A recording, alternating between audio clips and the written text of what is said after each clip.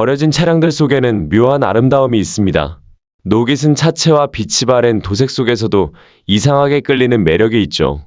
한때는 목적이 있고 생명이 깃들었던 그 기계들이 이제는 조용히 멈춰서서 과거의 시간을 증언하는 침묵의 기록자가 되었습니다.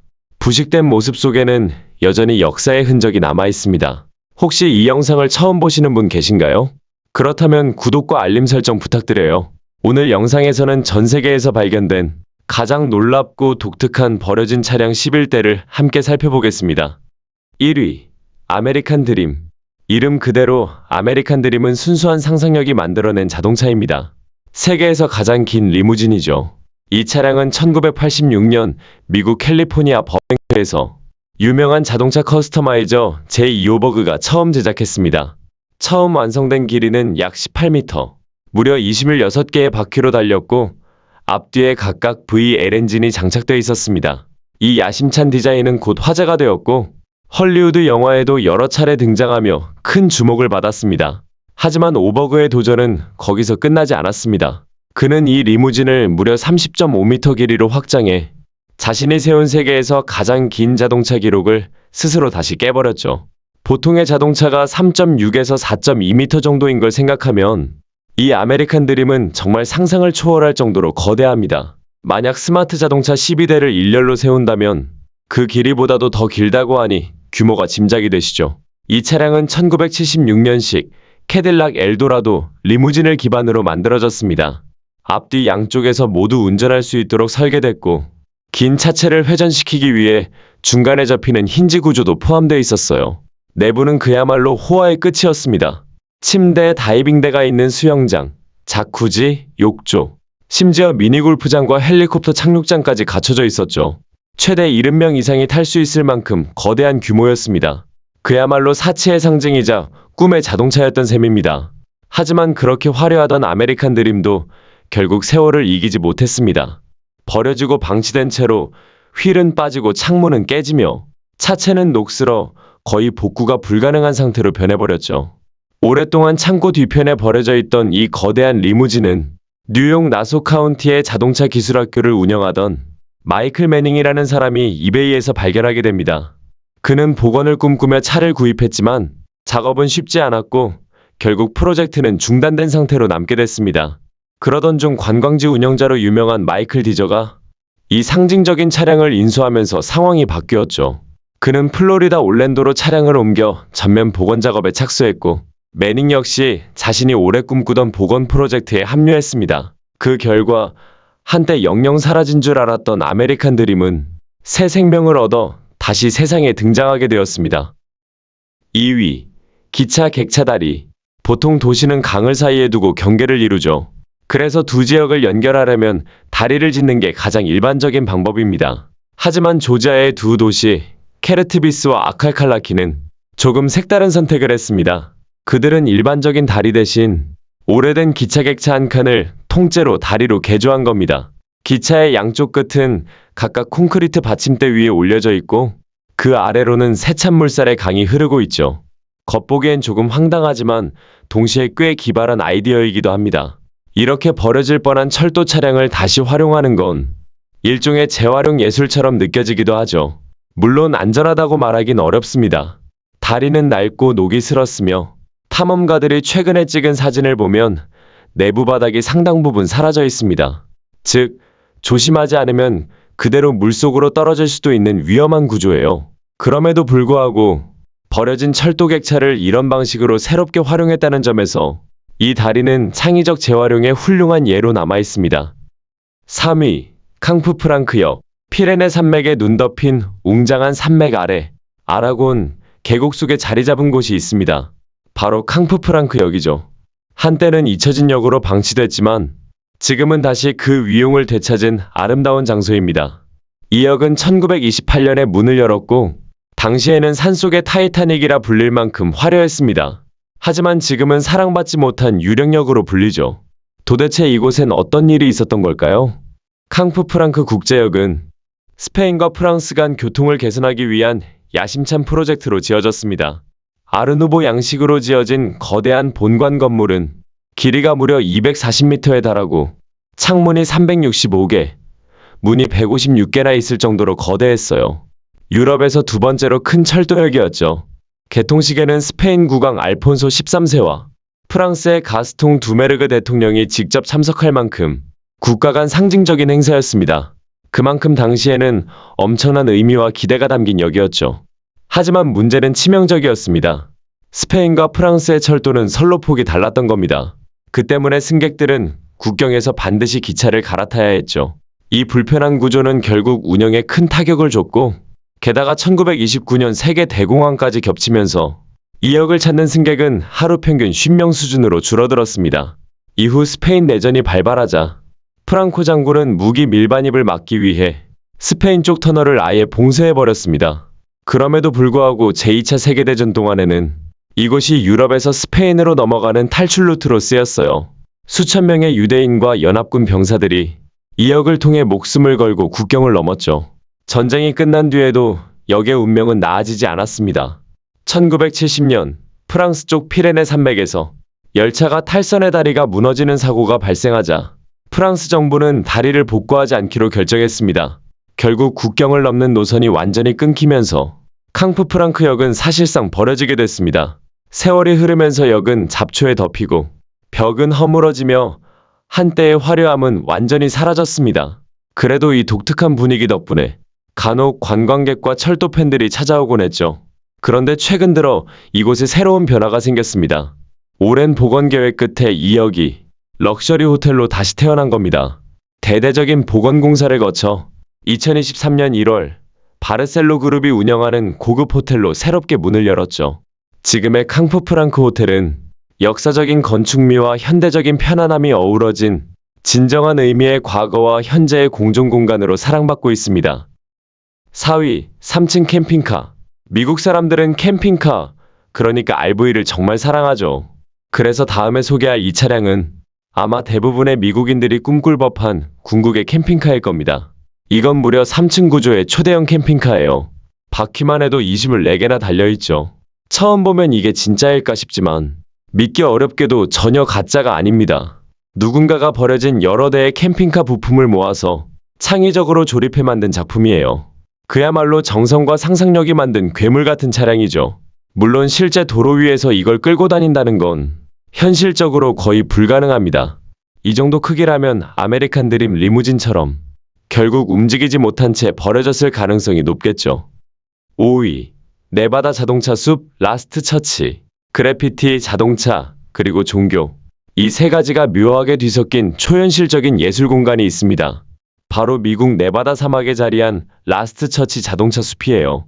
네바다주 골드필드 남쪽 끝, 사막 한가운데에 위치한 이곳은 전시장인 동시에 거대한 자동차 묘지이기도 합니다. 이 독특한 장소는 예술가 체드 소그와 마크 리피의 협업으로 시작됐어요. 리피는 약 32만 제곱미터가 넘는 사막 땅을 가지고 있었고 2004년 소그에게 제안했죠. 세계에서 가장 많은 뒤집힌 자동차를 세워보자. 그렇게 해서 카엔지를 능가하는 전무후무한 예술 프로젝트가 시작된 겁니다. 작업은 2002년부터 10년 가까이 이어졌습니다. 굴착기와 중장비를 동원해 자동차를 거꾸로 땅에 꽂고 어떤 건 폭에어 쌓거나 언덕 위에 올려두었죠. 그렇게 만들어진 이곳은 예술가들이 자유롭게 그림을 그릴 수 있는 거대한 야외 캔버스가 되었습니다. 텍사스의 캐딜락 렌치를 연상시키죠. 지금은 40대가 넘는 차량이 이곳에 전시되어 있습니다. 자동차, 트럭, 밴 등 다양한 차들이 커다란 토템처럼 서 있고 표면에는 해골, 정치풍자, 만화 캐릭터 등 온갖 그래피티가 뒤덮여 있습니다. 멀리서 보면 마치 거대한 아이의 놀이터처럼 보이기도 하지만 가까이 다가가면 묘하게 신성하고도 기괴한 분위기가 느껴집니다. 하지만 예술가 둘의 관계는 오래가지 못했습니다. 소그와 리피는 예술적 견해 차이로 격렬하게 다투었고 결국 함께하던 프로젝트는 중단되고 말았죠. 그럼에도 불구하고 라스트 처치 자동차 숲은 여전히 그 자리에 있습니다. 그들의 야망과 예술적 흔적을 그대로 간직한 채 아마 창작자들이 세상을 떠난 뒤에도 이 사막 위의 기묘한 자동차 숲은 오랫동안 남아있을 겁니다. 6위, 다이맥시언 자동차. 90년 전으로 거슬러 올라가면 한 천재 발명가가 세상을 놀라게 한 자동차를 만들어냈습니다. 바로 다이맥시언이라는 이름의 차량이에요. 이 차는 발명가 버크민스터 풀러가 구상한 혁신적인 미래형 이동수단이었습니다.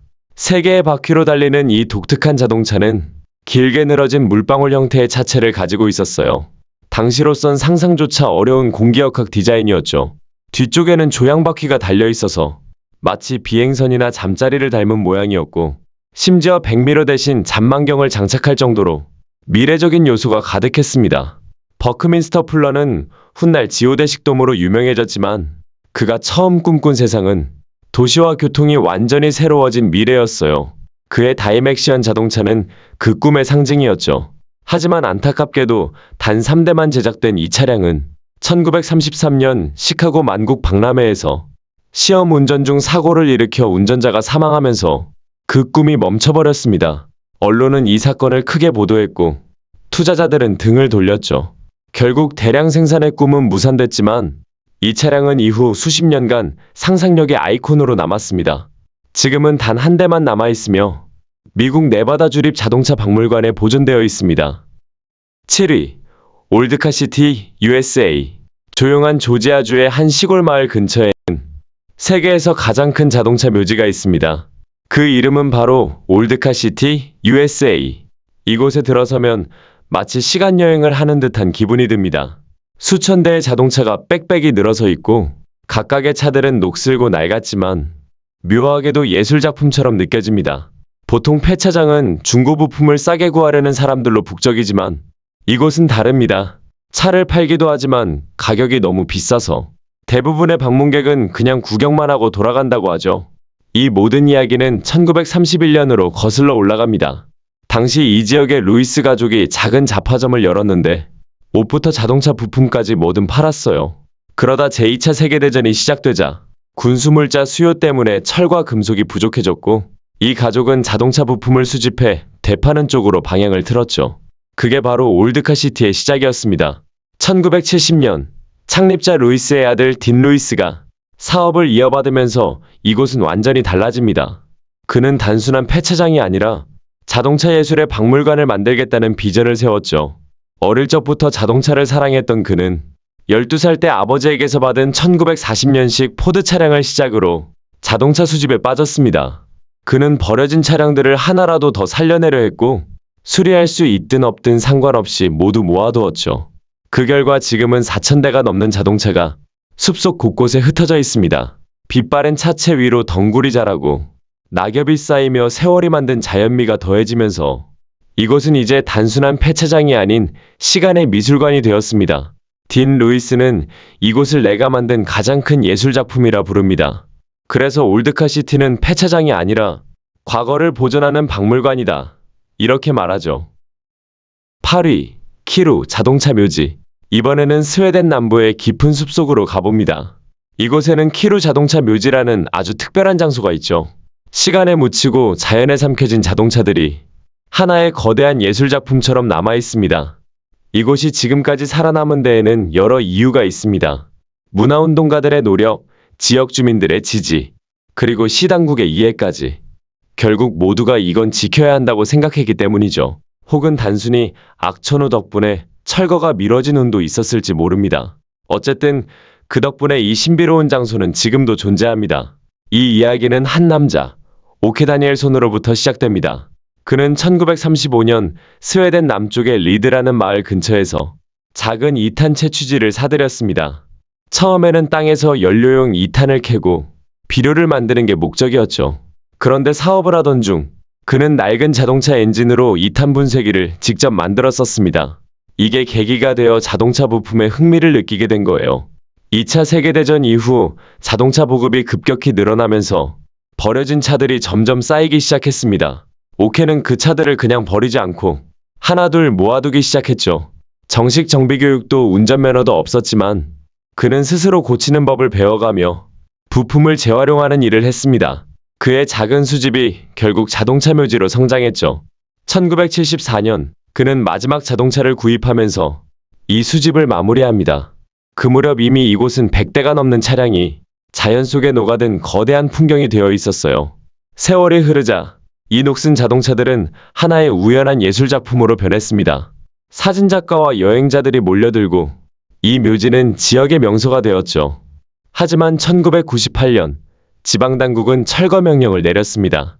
11월까지 모든 차량을 폐기장으로 옮기지 않으면 벌금을 부과한다. 그때 뜻밖의 폭풍이 닥치며 철거 작업이 미뤄졌고 그 사이 옥회를 지지하는 사람들의 움직임이 시작됐습니다.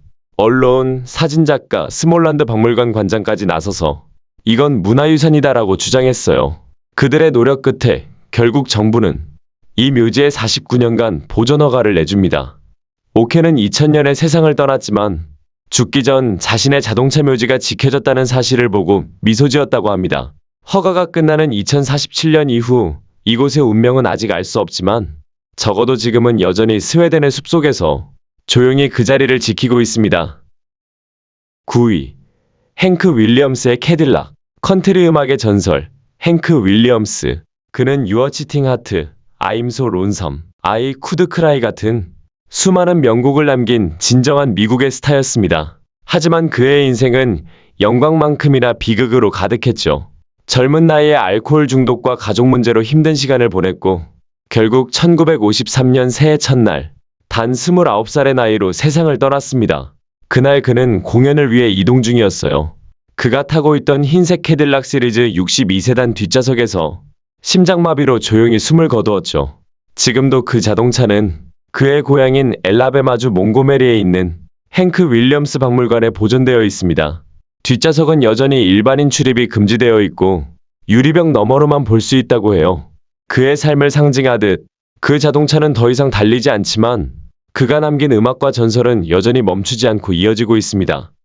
10위. 영화 더 퓨지티브의 열차사고 세트. 1993년에 개봉한 영화 더 퓨지티브. 해리슨 포드가 주연을 맡았던 이 작품을 기억하시나요? 영화의 오프닝 장면에서 죄수 수송버스가 달리던 열차와 충돌해 폭발하는 그 긴박한 장면 말이에요. 놀랍게도 그 장면은 CG가 아니라 실제 열차와 실제 차량을 부딪히게 한 실사 촬영이었습니다. 당시만 해도 컴퓨터 그래픽 기술이 지금처럼 발달하지 않았기 때문이죠. 그래서 제작진은 진짜 열차를 충돌시키는 엄청난 리얼 액션을 선택했습니다. 사고 장면은 미국 노스캐롤라이나주 실바 근처 그레이트 스모키 마운틴 철도 구간에서 촬영됐습니다. 카메라 여러 대를 설치하고 한 번의 충돌로 완벽한 장면을 찍어야 했기 때문에 모든 게 철저히 계산된 상태에서 진행됐죠. 결과는 대성공이었습니다. 버스는 두동강 나고 열차가 탈선하며 엄청난 폭발이 일어나는 장면이 그대로 영화에 담겼어요. 관객들은 숨을 죽였고 지금도 이 장면은 실제 충돌 촬영의 교과서로 불립니다. 하지만 촬영이 끝난 뒤 문제는 그 잔해를 어떻게 할 것인가였어요. 제작진은 현장을 정리하지 않고 그냥 떠나버렸습니다. 그렇게 남겨진 부서진 열차와 버스의 잔해는 산기슭 아래로 굴러떨어진 채 그대로 세월을 맞이하게 됐죠. 그로부터 거의 30년이 지난 지금도 그 잔해들은 여전히 그 자리에 있습니다. 철로 주변에는 녹이 쓴 금속 조각과 뒤틀린 버스 프레임이 남아있고 영화를 좋아하는 팬들이 가끔씩 그곳을 찾아 성지순례처럼 사진을 찍고 간다고 해요. 하지만 시간이 지나면서 찾는 사람은 점점 줄었고 이제는 아무도 돌보지 않는 조용한 유령 세트가 되어버렸습니다. 아마 언젠가 누군가가 정리할 때까지 이 영화의 잔해는 그 자리에 남아 영화 역사 한 페이지를 묵묵히 지켜보겠죠. 11위. 붉은 별 열차 묘지. 자동차에도 묘지가 있다면 기차에도 당연히 묘지가 있겠죠. 헝가리 부다페스트 외곽에는 오래된 기차들이 녹슬어 잠들어 있는 곳이 있습니다. 사람들은 이곳을 붉은 별 열차 묘지라고 부릅니다. 정식 명칭은 이슈트반 텔렉철도 창고. 한때는 헝가리 국철의 수리기지로 활발히 운영되던 곳이었지만 이제는 버려진 기관차와 객차 100여 대가 조용히 부식되어 가고 있습니다. 어떤 열차들은 창고 안에, 어떤 건 들판 위에 방치된 채 시간에 깎여가고 있죠. 그 중에는 아주 희귀한 기관차도 있습니다. 예를 들어 과거 나치 독일의 아우슈비츠 수용소로 죄수들을 실어 나르던 객차들도 여기에 남아 있습니다. 이 기지는 20세기 초에 세워졌고 오랜 세월 동안 헝가리 철도의 심장이었습니다. 하지만 세월이 흐르면서 대부분의 구역이 폐쇄됐고 지금은 남쪽 일부 구역만 간신히 운영되고 있습니다. 나머지 지역은 거대한 폐허처럼 변했죠. 2개의 대형 창고, 작은 정비동, 그리고 들판에는 수십 대의 증기기관차가 줄지어 서 있습니다. 이 중에는 무게가 137톤이나 되는 MAV 424형 증기 기관차도 있어요. 과거에는 기관차 전면에 붉은 별이 새겨져 있어서 사람들은 이 묘지를 그 이름으로 기억합니다. 또한 1911년에 제작된 MAV 301 시리즈 기관차도 남아있는데 지금은 세계에 몇 대밖에 없는 귀중한 역사적 유물입니다. 소련 시절의 열차들과 객차들도 여전히 남아있고 일부 객차 안에는 1960년대의 오래된 승차권이 그대로 발견되기도 하죠.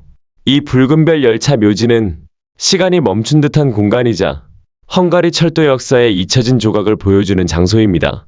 하지만 지금도 자연은 서서히 그 자리를 되찾고 있습니다. 덩굴과 잡초가 기관차를 뒤덮으며 머지않아 완전히 녹아들지도 모르죠. 그렇지만 적어도 지금 이 순간만큼은 이곳은 여전히 철도 애호가들에게 가장 아름답고 가장 쓸쓸한 기차의 무덤으로 남아 있습니다.